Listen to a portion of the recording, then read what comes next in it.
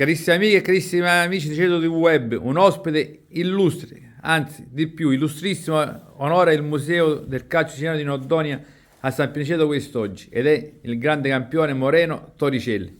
Un onore e un piacere che abbiamo grazie al nostro fraterno amico Benedetto Merulla che l'ha accompagnato qua a visitare il Museo di Noddonia.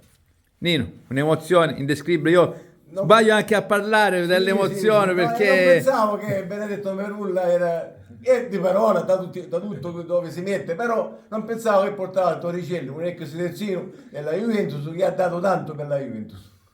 Moreno, qua c'è un tuffo nel passato, sei stato rimasto colpito da cimeli che ci sono, foto in bianco e nero. Io, come ho scritto sul diario del museo, ringrazio questo personaggio perché ci fa capire che la passione per il calcio è veramente grandissima, in particolar modo la sua. Vedere tutti questi cimeli del calcio, soprattutto siciliano, è un'emozione forte, per cui sono molto contento di essere passato e gli ho promesso che entrerò anch'io a far parte di questo museo, gli manderò qualcosina, per cui venite a visitare questo posto che è veramente magico. Grazie Moreno. Benedetto, non abbiamo parole per ringraziarti.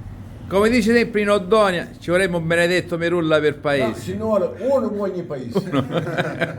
Benedetto, grazie però. No, sono io che vi ringrazio per l'affetto che mi dimostrate sempre, per l'amicizia che ci lega da tantissimi anni. È bellissimo venire qua, come ha detto Moreno, è un cimelio, ha fatto piano piano, ha costruito questo museo che è bellissimo.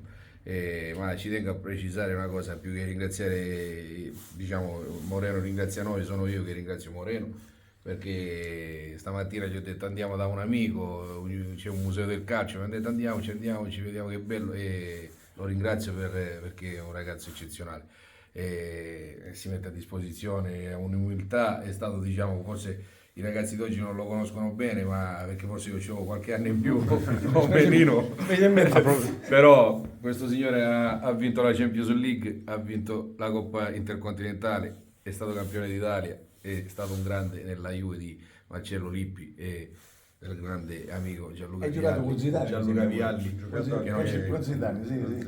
Grazie Benedetto, non abbiamo parole per ringraziarti e non possiamo che ammirare tutto ciò che fai con passione, sacrifici e amore a livello calcistico e ora anche a livello comunale come assessore del comune di Santa Lucia del Meno. Complimenti, uno per paese ce ne vorrebbe. Uno per paese. Grazie Moreno. Siciliana. Grazie A voi. Grazie.